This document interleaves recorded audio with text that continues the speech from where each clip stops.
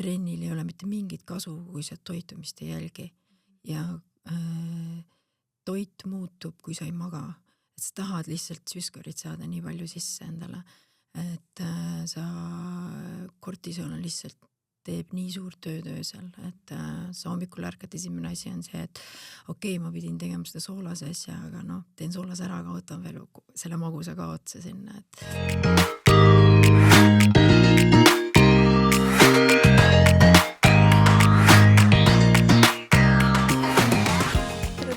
kuulama meie podcasti Tudengid ja Mikker. Mina olen Käti, minuga koos siin on täna Hele-Liis ja külaline on Kene Vernik. Ja tänases podcastis me räägime unest ja selle kvaliteedist ning kui oluline on üldse kvaliteetne uni. Kene, palun räägi natuke endast lähemalt, millega sa igapäevaselt tegeled ja kuidas sa oled jõudnud une uurimiseni?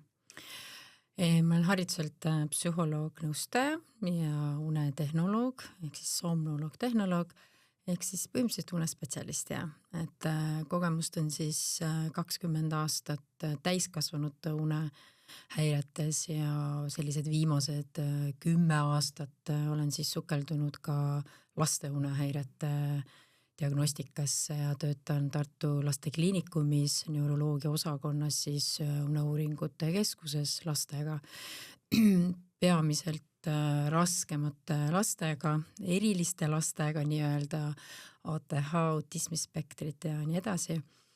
Aga täiskasvanutega tegelen ikka veel edasi, nii et igapäevaselt ka erasektoris teen vastuvõtte noortele ja lastele, aga ka täiskasvanutele, unetutele. Nii et ja teen ka psühhoteraapiat ärevuseiretele.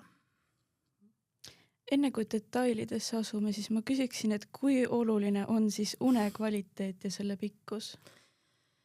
Jah, ma arvan, et iga inimene oskab seda ise juba päris hästi hinnata, isegi kui sa oled 3-4 aastane. Et selles mõttes kui sa oled vähe maganud, siis igal inimesel väljendub unedeprivatsioon erinevalt ka, et mõni võib-olla nädal aega ei pane seda tähele, tunneb, et ta on võib-olla ärevam, võib-olla impulsiivsem, natuke nagu unine ja siis hakkab see seos nagu tekkima. Laste puhul tuleb see seos kiiremini välja, et kui nemad on vähem maganud, siis on kohe järgmine päev väga raske neil olla käitumuslikult ka. Aga nüüd noorukitel või noortel või näiteks tudengitel, et siis nemad oma kiires elus nii-öelda, et see virvarr, et eriti kui nad on nagu õppetöös, siis on vaja scrollida hästi palju, viia ennast siis kokku erinevate lahedate uudistega ja siis järsku nad avastavad, et peaks vist magama vahepeal. Et see on hästi erinev, aga lõppude lõpuks nad ikkagi avastavad, et uni on ikka väga oluline, et muidu ma ei suuda enam edasi minna. Ma lihtsalt ei eksisteeri enam, ei kellegi jaoks.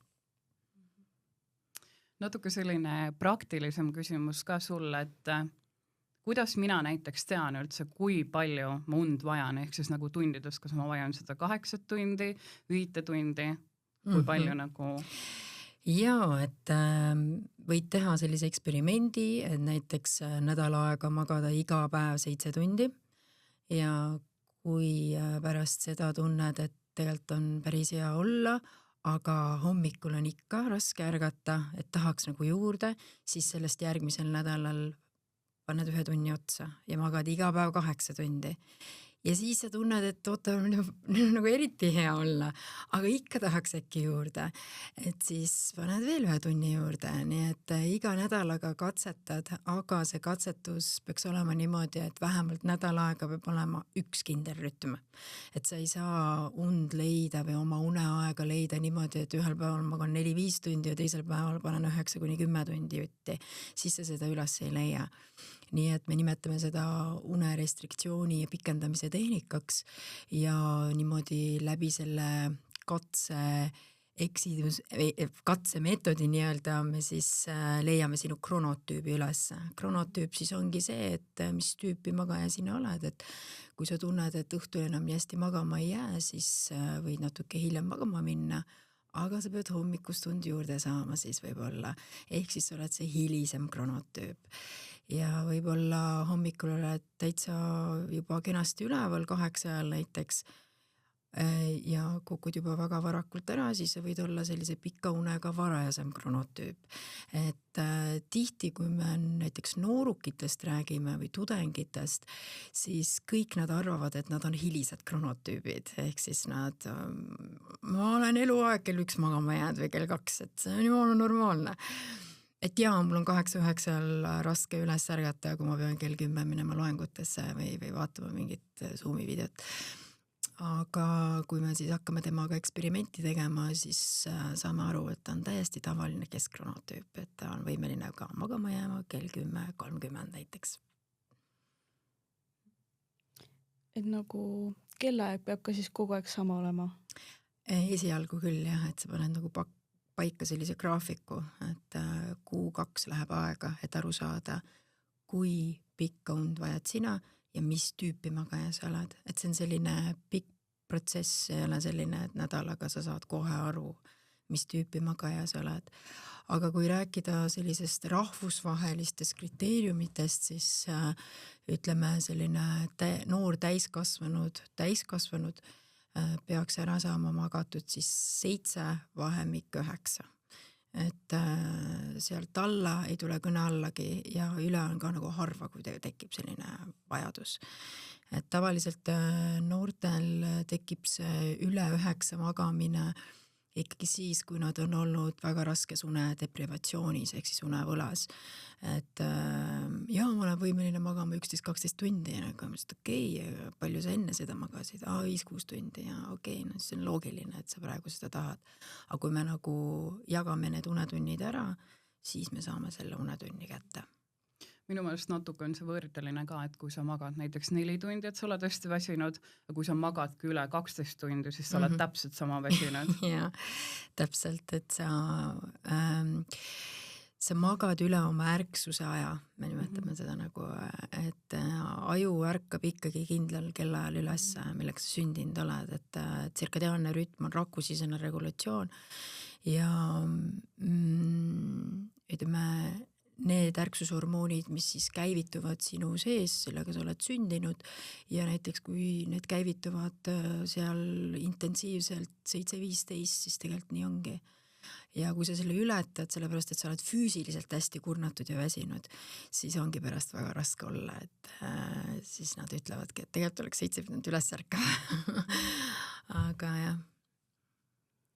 Aga näiteks on see, et ärkan siis nii nagu pean hommikul vara, aga tunnen ikkagi, et ma olen nii väsinud ja ma tean, et mul on aega, et ma saaksin veel magada ja ma magan ikkagi selle 1 tunni lisaks, aga siis ma saan aru, et see oli liiga palju.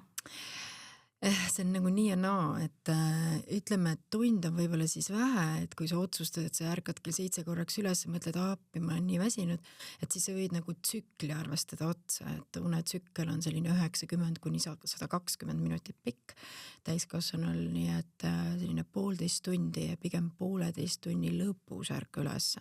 Aga kui sa paned täpselt niimoodi, et 1,5 tunni pärast ärkad ülesse või 45 minuti pärast või tunni pärast, siis võib juhtuda, et sa ikkagi läksid liiga non-REM-i ehk siis nagu N3 või N4 ehk siis liiga sügavasse unestaadiumisse, kus ärkamine on juba väga keeruline ja raske.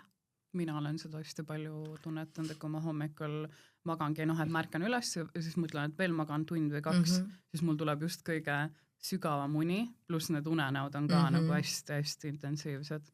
Et ma olen nagu seda täiega tunnetanud ja siis ongi nagu palju raskem veel, kui ma selle 2 tundi veel sinna juurde magan. Samamoodi on näiteks päeval, et sa otsustad, sa ärkad 7 üles, toimetad ära oma asjad ja siis kell 1 otsustad, et ma teeks väikse uinaku. Et see, miks me räägimegi, et täiskasvanud võiks power nappida selline 10-15 minutit, et ta ei jõuaks sinna sügavasse unefaasi, muidu sa magad oma esimese tsükli eest ära, mis sul õhtul nagu on ootel. Et aga paljud tudengid kipuvad ikkagi 1-1,5 ära magama pärast loenguid ja siis nad magavad oma une eest ära ja õhtu und ei tule ja siis saabki öelda, et näe, ma lähen kell 2 kogu aeg magama, sest enne mul und ei ole. Et see on ka selline tüüpviga, mida tehakse. Jah, selle powernapide koha pealt ongi täpselt sama küsimus, et kas need on üldse okei, et neid päeval teha, siis me pikkusest siin natuke rääkisime, aga üleüldiselt kas nagu keha vajab neid päriselt ja kas see on nagu mõttekas? Ütleme niimoodi, et ma olen alati öelnud loengutes ka, et selline 25+ inimene, kes hakkab vananema juba, et siis nad võiksid neid powernap'e teha, kui ööuni on jäänud lühikeseks. Et tegelikult sa tead oma peas, et ma ei tea, minu unevajadus on 8 kindlasti, aga ma ei tea, töö tõttu või laste tõttu või kelle iganes tõttu pidin ärkama kell 6, aga päeval on väike selline auk, et siis kohe tee 10 minutit. Et see 10 minutit ei röövi ära õhtust uneaega ikkagi. See peaks olema ära toimetatud niimoodi enne 3 päeval. Et kui sa sellele liiga hilja teed, siis ikka juba näpistad liiga palju sealt, et nii et jaa, et kui meie aju ja meie ise hakkame vananema, siis need powernapid on ikkagi väga võimsad asjad ja taastavad väga hästi mälu ja sa ärkad ikkagi väga värskena üles, et mina tihti teen powernap'e, kui mul on pikad loengupäevad. Et näiteks mul on mingi 16-tunnine tööpäev, ongi 3 loengut päevas kuskil, ma ei tea, Saaremaal ja siis Tallinnas ja siis Tartus. Et siis võib juhtuda niimoodi, et ma pean kell 5 hommikul ärkama. Et ja siis ma teen 2 näppi autos, teen niimoodi ära ja ma nagu treenitud tegema neid, et tegelikult on inimene võimeline treenima ennast ka kiiresti magama, nagu uinuma jäämist. Et see on väga efektiivne, aga see nõuab selline pool aastat nagu treeningut. Et kui sa selle ära treenid, siis põhimõtteliselt võid siin samas nurgas ka magada ja niimoodi. Et aga sul peab olema väga hea retikulaarformatsioon, ütleme nii siis ajutüve disain, ütleme siis lihtsamas keeles. Et osad inimesed ei ole võimelised jääma niimoodi magama. Et alati võib katsetada ja treenida, aga kui see disain ikkagi nii hea ei ole bioloogiliselt, siis ta ongi sensitive sleeper, tundlik magaja, see ärksusaste on liiga kõrge, kortisol, adrenaliin on kogu aeg liiga, ka dopamiin läheb aeglaselt alla ja nii edasi, siis nendel ongi keeruline. Meil vist mõlemal seda probleemi ei ole, et meil on just Kätiga, et ükskõik mis ajal ja ükskõik kus võime magama jääda. Jah, võt see on ka selline, et ütleme, et kui põhjus on see, et ööuni on lühike, aga kui põhjus on see, et miks ma päevaseid uinakuid teen, aga ööuni oli ka päris hea, 7, 8, 9 tundi, aga see vajadus on ikka kõrge, siis võib mõelda, et oota, et äkki mul on ikkagi mingi orgaaniline häire ööune ajal. Et noorukitel või tudengitel on peamiselt ikkagi see unevõla teema, miks nad päeval tahavad magada, aga võivad olla rahutute jalgade sündroom, uneapnea, hingamishäirena, norskamise, et kõik sellised asjad, mis mõjutavad seda, et see unekvaliteet isegi 9 tunni juures ei ole nii hea ja sa vajadki iga päev seda uinakut, et siis seda peab ka uurima, nii et jah. Küsin nüüd veidi teaduslikumalt poolt, et millised on need unefaasid siis ja kui olulised need siis päriselt ka on? Jah, unefaase on mitmeid, et on N1, esimene unefaas, kus me tajume veel ümbritsevat. Tihti küsitakse, et aga kui mul tekib see kukkumise tunne nagu võpatus korraks, et siis see on tõenäoliselt N1 minek, kus siis lihastoonuse järsk langus nagu tekib, ehk siis kaob ära füüsiline kontroll. Et ja see võpatuse efekt või kukkumise efekt võib mõnel inimesel olla äärmuslik, ehk siis väga tugev ja ehmatav. Et ta ehmatab iga päev, iga kord ülesse, kui ta sinna hakkab nagu langema. Et siis kirjutab, et kuule, ma ei üldse magama, sest ma võpatan kogu aeg. Aga tihti on see seos selle võpatusega see, et kas ta on füüsiliselt väga aktiivne inimene olnud, et näiteks sportlastel on need võpatused nagu väga tugevad, et kukkumised, või ta ongi väga ärev ja stressis, et siis me hakkame seda uurima, et see võib olla häiriv, see on nagu N1. N1 on selles mõttes nagu lainete poolt ka, et selline alfalainete segu võib olla juba mixed betat seal sees ja betat siis hakkab me leidma juba N2, kus me läheme sügavamasse, ehk siis me enam teadlikult ei saa, me enam ei taju ruumi. Et me oleme välja lülitanud tekitatud ja seal hakkavad siis sellised erinevad nähtused pihta nagu K-kompleksid ja unevärtnad, mida on teaduses ka palju uuritud ja seoseid leitud pikaajalise mäluga ja ka pervasiivsete häirete puhul, ATH puhul me näeme, et teatud nähtusi võib esineda neil rohkem või vähem. Ja selle põhjal juba siis saame juba läbi BSG uneuuringu hinnata, et oota, et äkki siin mingid seosed, näiteks laste uneuuringutes. Aga ma nii spetsiifiliseks täna siin ei lähe. Aga jah, põhimõtteliselt siis me läheme N3 sügavasse unne, kus on siis delta-lained ja sügavuni on siis füüsilise keha taastuse jaoks, et väga paljud artiklid toovadki välja, et kui sa N3-s oled läbi käinud sügavas unes, deep sleep'is nii-öelda, et siis on kõik hästi. Et kui me hindame kellasid ka, et kui me räägime tudengitest, siis tudengitel on ka juba päris paljudel kellad käe peal. Varem neil neid kellasid nii palju ei olnud, sest nad ei olnud nii rikkad. Need tudengid on ka nii rikkaks saanud, et või on siis need gadgetid nii odavad, aga ja siis nad kirjutavad ja ütlevad, ma ei tea, 5-6 tundi magan ära ja ma näen, et mul on seda tippi ja kõik on jumala hästi, vaata, aga ma ütlesin, aga REM-uni on ka veel rapid eye movement, mis on ülioluline sinu mälu ja emotsioonide osa ja kognitiivse taastuse osas, et kui sa magadki mõtteliselt, et 5-6 tundi on enough, siis tegelikult pikemas perspektiivis hakkab REM-uni unenägude uni sügavat und nagu vähendama, ehk siis ta hakkab ennast taastama sügavune arvelt. Nii et me näeme tegelikult lühikese une puhul seda, et REM-uni taastab oma 20% sügavune arvelt ja sügavat und enam nii palju ei ole. Mis tähendab seda, et sinust saab väga kurnatud tegelane. Väga-väga raske on. Et sa oledki selline nagu tudengid on mõnikord hommikul väga raske on neil. Nii et jah, et selles mõttes nad on kõik väga olulised, aga kui nüüd välja tuua, siis kõige olulisem võib olla, et ilma REM-ita inimene ikkagi tõenäoliselt annab otsad.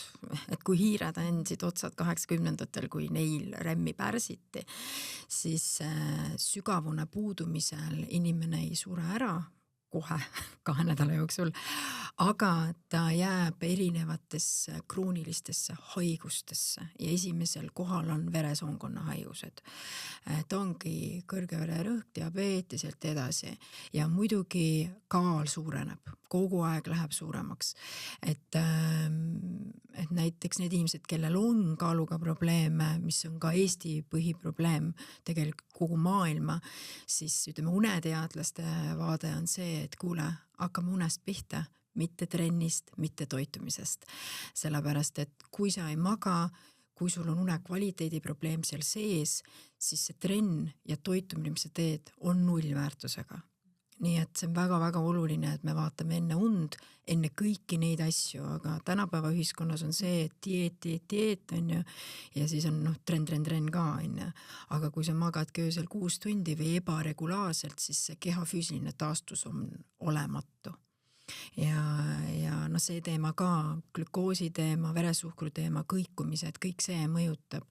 Nii et jah, et on kõik faasid on väga olulised kokkuvõttavalt, aga võib-olla kõige olulisem on hoopis REM-uni, et siis sa tõesti ei funktsioneeri üldse midagi ei saa. Siis sa oled lihtsalt hästi ärev, nagu me nimetame seda hyperarousal efektiks, nagu sa selline käederisevad ja sa ei maga. Ehk siis kui inimese nii-öelda baasvajadustest rääkida või siis sellest kogu vundamendist, siis see uni on seal ikkagi kõige olulisem. Ma mõtlen just toitumise, trenni ja kõige selle kõrvalt.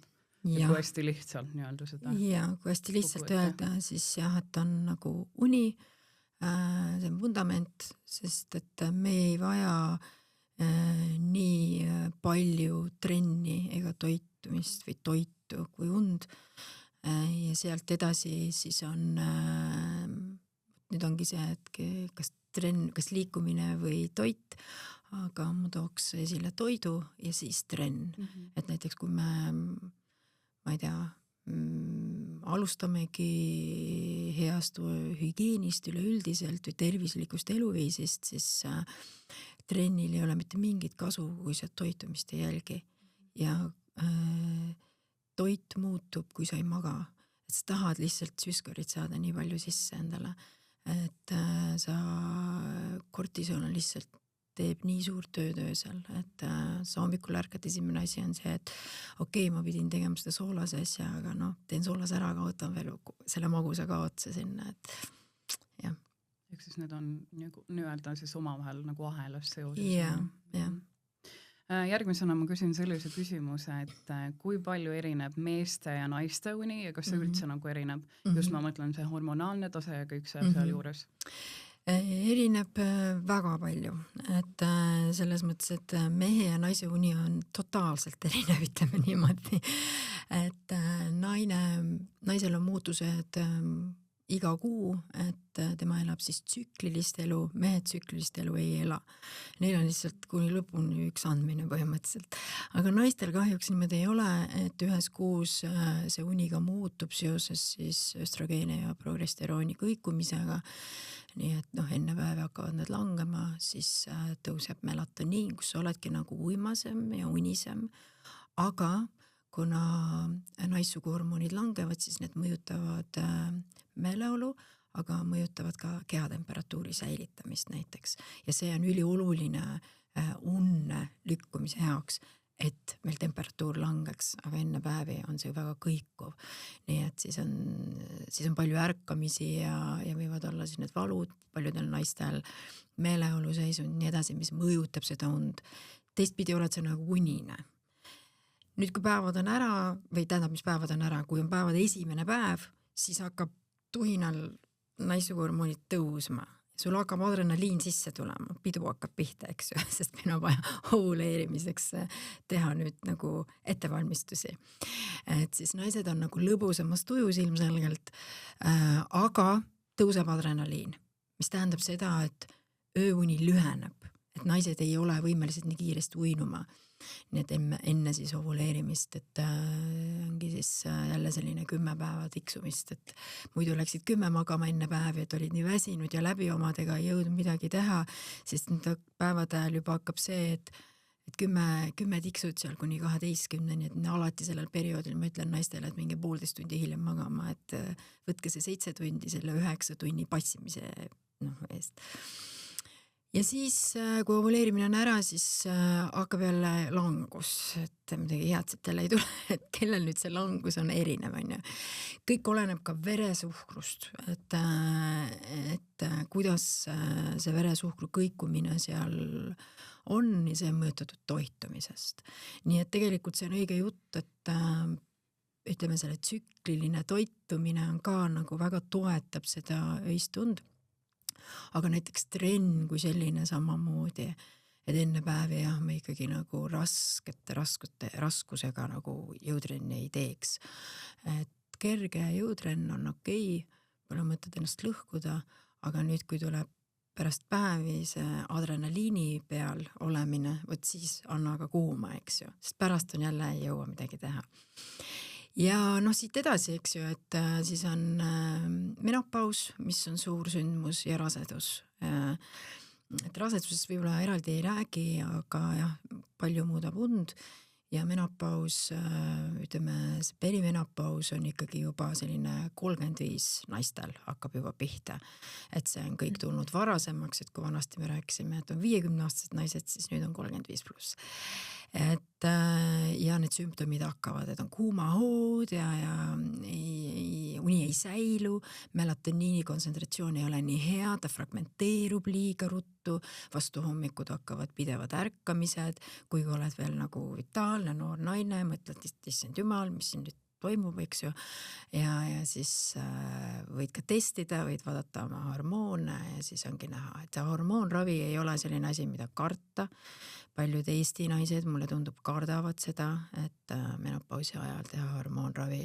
Väga kiiresti läheb korda ka uni, sest mõtle, kui sa ei maga sellel perioodil, mõnel võib olla see 5-6 aastat, siis sa oled täielik unetu ja sealt tekib siis edasi psühhofüsioloogiline unetus, ehk siis selline tugev ärevusseisund.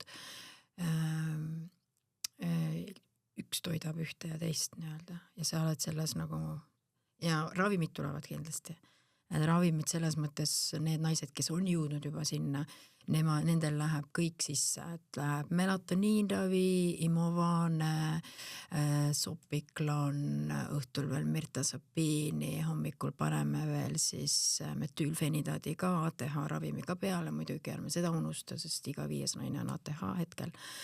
Nii et jah, nii et siis me oleme jõudnud sinna punkti, kus me ei taha olla tegelikult, sest lõpuks hakkad sa kõikil maha võtma, teraapias me võtame kõik aeglaselt maha, et taastada bioloogilist tund, sest ükski nendest ravimitest ei toeta une kvaliteeti, mitte ükski, mis ma praegu ütlesin. Et osad on siis uinutid, osad on antidepressandid ja osad on psühhostimulandid. Et kõik, mida sa sisse võtad, ka melatoniin ei ole nagu pikemas perspektiivis une säilitaja ega une tervendaja ja melatoniin näiteks tudengite seas on ülipopulaarne, et selline 5 milligrammi melatoniini ei ole enam üldse teema. Minul tulevad vastuvõtule inimesed, kes panevad 20-30 milligrammi melatoniini sisse, sest nad ei taha uinuti peale minna, nad on seal juba olnud, nad saavad aru, et sellega on nagu väga halvasti, sest nad tärkavad kell 2 öösel üles, uuesti magama ei jää. Ja siis lähevad melatoniini peale, aga melatoniin on selline asi, et ma väga pikalt siin ei räägi, ma räägin jälle ühest asjast nii pikalt, aga põhimõtteliselt kui me pikemalt seda melatoniini võtame, siis me aju tõesti seda melatoniini ise enam väga ei tooda. Et kui me tahame natuke tervislikumad olla, siis uuemad uuringud ütlevad, et hakka siis trüptofaani võtma. Trüptofaanist siis sünteesitakse serotoniin, serotoniinist sünteesitakse melatoniin. Et see on selline pikem protsess. Lihtsalt oluline on see, et sinu aju seda teeks, mitte et sa saad otse seda ainet sisse. Jah. Et kui me räägime üldse magama minekust, siis see periood, mis eelneb magama minekule, mida siis sellel ajal teha, sest et paljud ju scrollivad ikkagi telefonides, mis tegelikult ei ole ju hea.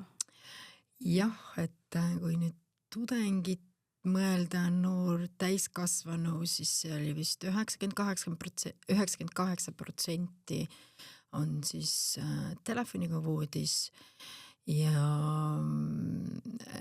see on põhiprobleem selles mõttes, et tavaliselt see keskmine arv scrollimisele läheb noorel 20-aastasel toodi välja 7-8 tundi päevas, et siis on selline see on väga hirmus, et selles mõttes sellest on palju ka räägitud, kindlasti see viimane jaanuaru raamat oli nagu väga hea, soovitan kõigile tudengitel seda lugeda.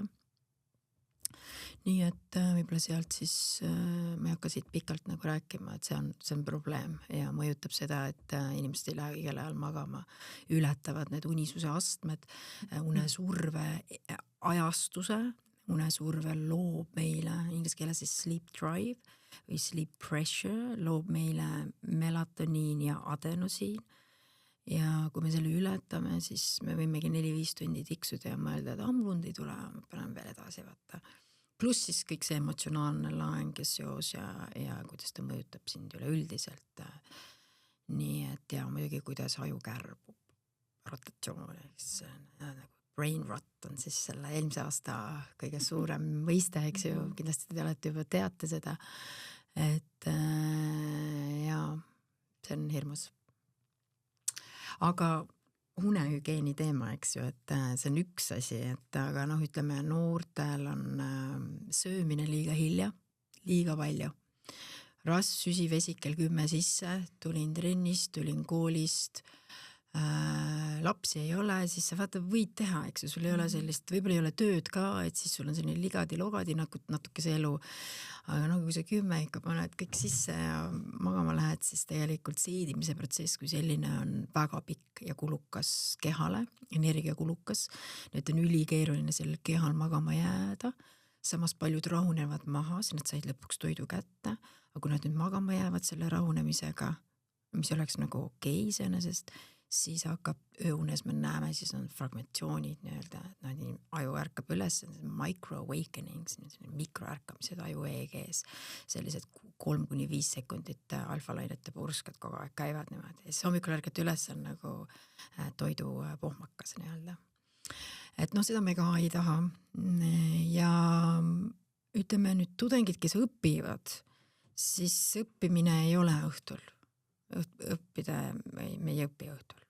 Keegi ei tohi õppida õhtul.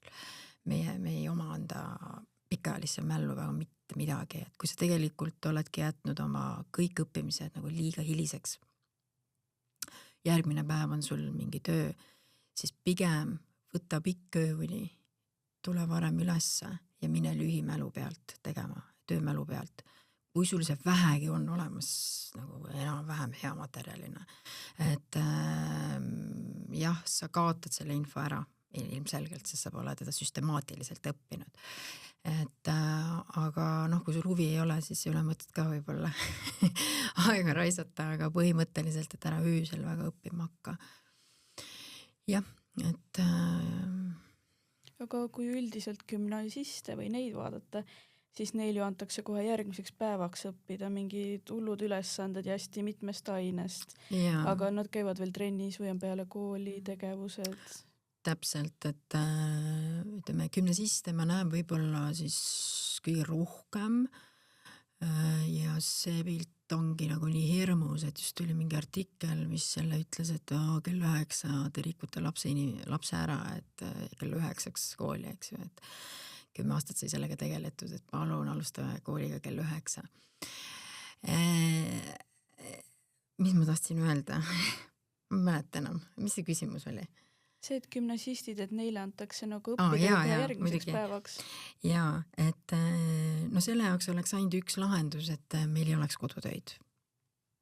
Iseseisev õppimine tuleb nii või teisiti, kui meil on arvestused.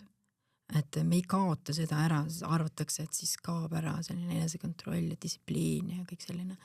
Tegelikult ei kao, et ma arvan, et me võiks ikkagi kool võiks olla ikkagi see koht, et ma lähen õppima, ma lähen aru saama, et hetkel ollakse ka Eestis veel väga vana süsteemi sees, meetodi sees, mis enam sellele noorele ei Z-ile ega alfale enam ammu ei sobi. Ja nad on selline geeniuste on sellised väiksed geeniused, ütleme niimoodi, kui omal ajal mina olen 80-ndatel sündinud, et siis et meile võib-olla see meetod on okei, aga sellele noorele enam kindlasti mitte ja see peab nagu muutuma. Ja nad teevad seda ööuna arvelt ja 4-5 tundi näiteks need, kes on just eliitkoolides, et seal on seda meeleolu probleeme, depressiivsust, ärevushäireid, õppimist meeletult palju, et kõige rohkem tuleb eliitkoolidest. Et kes tahavadki siis päriselt just Google'ile jõuda, aga teistpidi paljud nendest statistiliselt ei jõuagi, nad jõuavad endale enne kuulipähe lasta, et Eestis on selline olukord, kus iga päev 2 last läheb, iga päev, et noorukid ja meil on selline, ma ütleks, et nagu ma ei tea, millal see Eesti ärkab nagu sellest üles, et kuulge, et hakake nüüd muutma juba midagi või siis peabki ära rändama. Mina olen selle poolt, et me võime siit täiesti vabalt ka ära rännata. Et ega näiteks psühhoteraapias või ütleme üleüldiselt, et kui keskkond ei toeta sinu pingutust, siis kas sina suudad seda keskkonda ise üksinda muuta? Sina pead ise muutma midagi. Sina pead minema ja leidma selle. Nii et jah, nii et Hispaania next home nii-öelda, nagu me näeme. Aga ma ei tea, kas selle sisse panete siia. Selgi jah, uus sihtkoht oleme eestlastel. Olgugi, et selle koolide koha pealt ma tean, et osad koolid rakendavad seda, et kooli ajal ongi ainult õppimine ja pärast koduseid töid enam ei ole. Aga need ongi pigem erakoolid ja tasulised, ehk siis jällegi siin on see rahakott ja see raha tuleb vahele ja ikkagi see tõesti klassikaline koolisüsteem ei toeta seda, mis on jah paraku nagu kurb. Jah, ja koolides ka, et praegu siis ma ise vähemalt proovin intensiivselt tegeleda sellega Haridus- ja Teadusministeeriumiga, ma loodan, et käsikäes, et eelnevad need projektid on päris hästi läinud meil aga on siis, et nutiseadmed on keelatud koolides kuni 12. klassini, et see oleks minu nagu selline veel selline panus võib-olla haridussüsteemi, rääkimata siis vanemad ja lapsed, eks ju, seal on nagu keeruline seda muuta, kui vanem ei loe tekste, mis on teaduspõhised või ongi TikTokis päevad läbi, et siis sealt muidugi ei saa mitte midagi, et siis see laps kärbub igal juhul. Kui me enne rääkisimegi sellest magama minekust ja sellest, mis kõik eelneb sellele, siis minu üks selline küsimus on, et kui on näiteks kas või tudengina järgmine päev mingi ärev esitlus, eksam, sul on need automaatmõtted, mida sa ei suuda nagu välja lülitada, et sa lihtsalt ei jää magama, või siis teine äärmus, mis minul vahepeal on see, et ma olen mingi järgmise päeva osas nii elevil, et ma tean, et mingi ülilahedad tegevused on plaanis ja ma ei suuda lihtsalt nagu oma mõtteid vaigistada, mul ei tule und. Et kuidas siis nagu seda und siis nii-öelda kätte saada või kuidas neid mõtteid vaigistada, mis iganes need nipid oleks sel puhul? Jah, et see on siis selline unetute ABC ärevate inimeste, et esimene taktika on see, et kui sul on juba mõned päevad olnud seda uinumisraskust, ärevat meelt, automaatseid mõtteid ja sa nagu oled seal voodis, nagu üritad ja nõuad endalt, et ma pean magama jääma, et siis juba tuleks RST teha, ehk siis sleep restriction therapy, ehk siis unerestriktsioon, kus me siis piirame voodisoleku aja hästi lühikeseks. Et see alati ehmatab ära, et oota, mis mõttes, et ma pean nüüd kell 1 hoopis voodisse minema, jaa, aga 7 päeva järjest. Et mis sa seal ikka 10-1 passid äreva meelega, et sa õpetad oma keha mitte magama sellisel juhul voodis. Voodi muutub negatiivseks. Ehk siis ta on negatiivne stiimul minu kehale. Kohe, kui keha sinna voodisse läheb, tekib automaatne reaktsioon siis vastik, et ja kohe adrenaliin ja kortisol lähevad ülesse. Nii et siis me oleme mõnda aega sellise kindla graafikuga, unegraafikuga surume seda und nagu kokku, hoiame teda, tekitame hästi tugev unesurve seisundi, et ta hakkabki kell 1 hästi kiiresti magama jääma, aga ta peab enne seda muidugi hoidma head unehügieeni, ehk siis need ekraanid lähevad natuke varem kinni ja kõige olulisem on siis keha lõdvestustehnikad. Mitte see, et ma hakkan oma mõtetega kognitiivselt tööle, et paljud inimesed kognitiivset tööd ei ole võimelised tegema, kui nad on äreva meelega. Et kuidas ma neid mõtteid seal nüüd korrastan ja mis mõtte ma asendan ja kuhu ma ta saadan ja teen mindfulness sinna tänna. Tegelikult on vaja lihtsalt füüsilise keha lõdvestust. Lähedki matile, hakkad tegema lõdvestus. Mu pärast kas või salamandrit või progressiivset lihasrelaksatsiooni, yin, jooga, kõik sellised asjad on väga teretulnud. Ja siis lähed voodisse, proovid uinuda, kui und ei tule, tuled välja jälle 10 minutiks. Ja seda mu pärast kogu öö. Käid edasi-tagasi sisse välja ja teed neid lõdvestusharjutusi.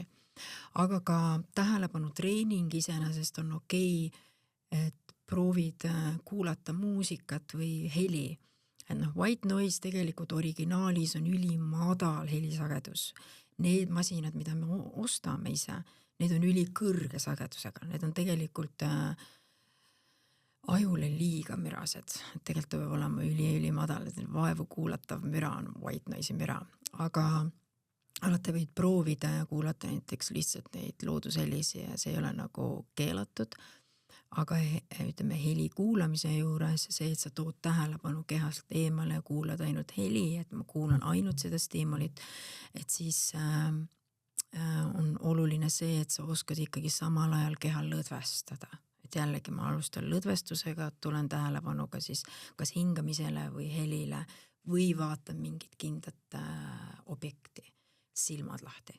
Seda nimetatakse paradoksaalseks tehnikaks, vastupidine. Muidu ma panen silmad kinni, ootan, millal magama jään, siis nüüd niimoodi silmad lahti ja vaatad ühte kohta. Ei lase endal magama jääda.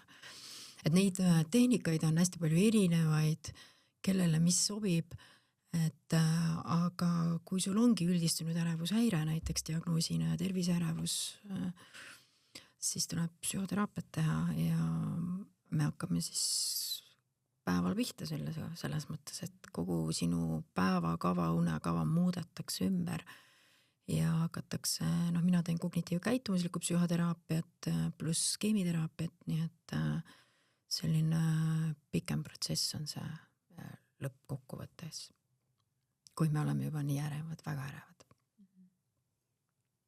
Aga öösiti hammaste krigistamine või näiteks keele hammustamine? Ja bruksism on selline hästi geneetiline aga esialgu võiks ära vaadata, kas raud on korras, B6, B12, D-vitamiin kindlasti. Kui need on korras, siis kohe läheb unehügieen korda, unevõlast välja, kõik stressorid maha. Magneesium, tsitraat oleks hea siin kohal, glütsinood ka, pane kõik sisse, mis saad põhimõtteliselt. Aga ta ei pruugi muutuda, siis lähevad kaped suhu, mis kaitsevad hammast ja kui sul on äärmuslik hammaste krigistamine, siis võib juhtuda, et teeme antidepressantravi natukene, vaatame, äkki tõmbab selle lihase lõdvemaks ja väga paljud suuhingajad on hammaste krigistajad võivad olla, et neil on küll suu lahti, aga nüüd hakkavad vahepeal teevad sellist kriginat, et ja kellel on rahutute jalgade sündroom, tahavad jalgu aeg liigutada, see on siis neuroloogiline häire, siis neil kaasuvalt võib olla ka bruksism. Nii et see on ka neuroloogiline. Nii et seal on, me vaatame kõik need punktid läbi ja siis otsustame siis, mis on kõige parem. Lapse eas on see nagu aktiivsem, aga see kaob. Et muidugi, kui sa suhkrujooke tarbid, stimulante, kesknärvistimulante, kofeiin läheb kohe laualt maha, kõik. Näiteks kui unega on üldse probleeme, siis kofeiin on esimene asi, mis võetakse maha, 0. Aga kofeiini võõrutus on pikk protsess. Et näiteks kui sina tarbid praegu 3 tassi, siis 3 tassi võõrutus on selline 1,5 kuud umbes, 2 kuud. Ja siis alles sa saad aru efektist. Mitte siis, et 3 päeva proovisin ilma kohvita, päris õudne oli nagu, ilmselgelt siis sa ei maga, sest sul on võõrutusprotsess, et nii et jah, et see nende asjadega peab ettevaatlik olema ja kõik makatubakas, mida tehakse, veipimine, kõik võetakse maha, kui sul on tõsised probleemid unega. Aga kuidas üldse aru saada, et sul on tõesti nii tõsine probleem, et sa pead kuskile spetsialisti poole pöörduma? Ja kuidas inimene saab sellest ja teadvustab endale seda? Ja ma alati ütlen, et kui sa oled 2 nädalat oled aru saanud, et sul on unega probleeme läbi selle, et su enesetunnepäeval on kehv, et unine väsinud, impulsiivne, ärev, uinumisraskused, fragmenteeritud uni, ärkamise tööunes, liigvarajane ärkamine, une säilitamine, kõik sellised raskused ja see on 2 nädalat kestnud. Siis võiks juba kiiremas, siis võiks tulla juba vastuvõtule. Et muidugi, kui sa oled juba 3 päeva olnud kehvas seisus, siis kohe haarata ravim võib aidata, et sa tuled, teed restardi korraks. Et uinuti ei ole välistatud, kui sul on akuutunetus või akuutselt oled 2 nädalat olnud, ma ei tea, trauma tagajärel, kohe paneme ravimid peale. Et seal näiteks selline klassikaline käitumuslik teraapia, mida me siin just rääkisime, see ei aita nagu.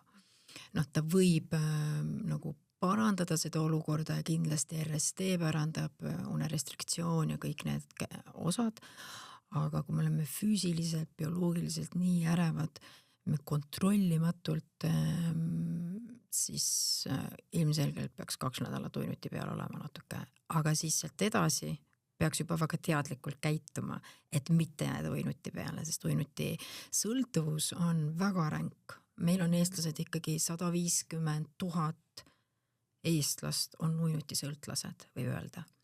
Et selle kohta on tehtud ka uuring, kes krooniliselt kasutavad uinuteid. Et ilma selleta ei ole und olemas enam, sest kui sa enam seda uinutit ei võta, siis see uni kohe tagasi ei tule, mitte kohe tagasi ei tulegi seda bioloogilist und, sest et su keha on selles sõltuvuses. Nii et inimesed võtavad suures hulgas aineteid, nagu ma enne ütlesin ka, et mõnikord võib see kokteil olla selline korralik. Aga samas on inimesi, kellel ma ütlen, et nii, nüüd teeme 2 nädalat uinutiravi, nüüd on meil vaja psühhiaatrit, hakkame arstiga koostööd tegema või perearstiga, kirjutan, ütlen, sellel inimesel on vaja, sellel on see 2 nädalat ja siis on kontrollitud käitumine nagu järgnevad nädalad, tulevad kõik need tehnikad sisse, on juba sees ka ravimiga, aga siis võib juhtuda, et sa tuled sellest väga kiiresti välja ja jääd inimeseks, ütleme nii. Mis oleks kõige olulisem teadmine, mida une kohta igaüks teadma peaks? Et võiks teada seda, et ilma uneta sa sured ära. et see võiks olla fundamentaalne teadmine ilmselgelt, et sa ei funktsioneeri oma täiskäigul. Et näiteks sa võid olla nagu vaimselt nagu väga võimekas inimene, sündinud väga võimekana, omandad väga hästi, kõik on nagu väga, väga okei, aga kui sa ei maga, siis sellel võimekusel ei ole mitte mingisugust tähtsust enam.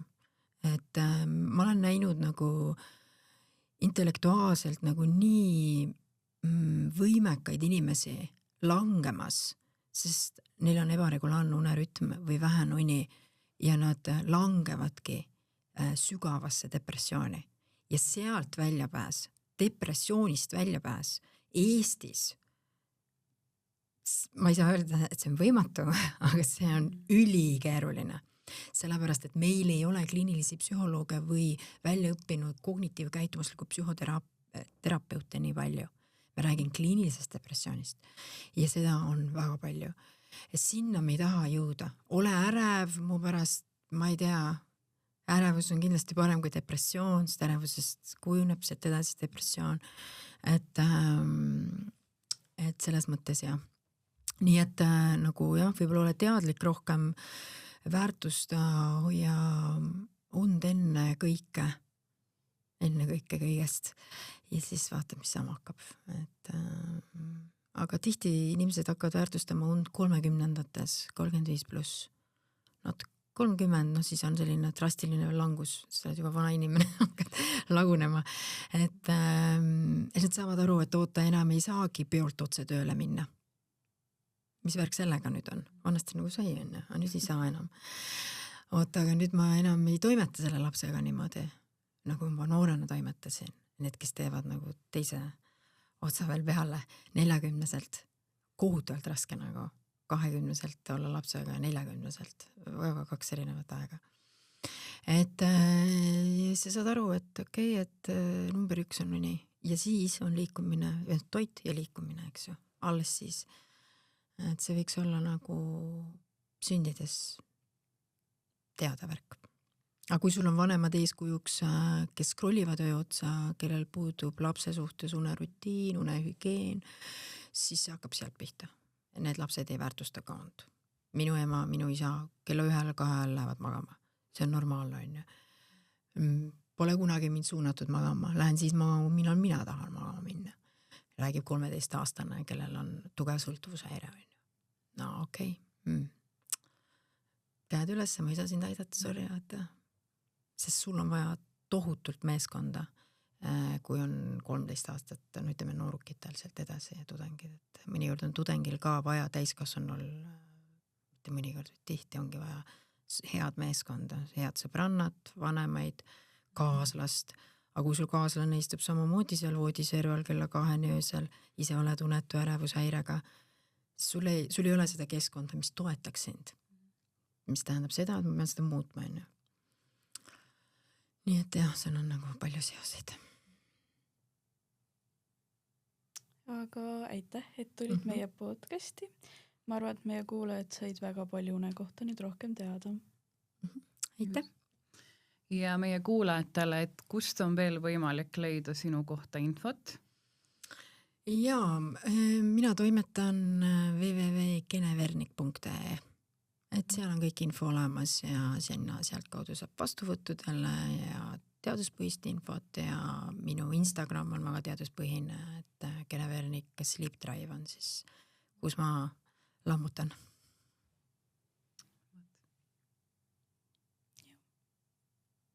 Aitäh!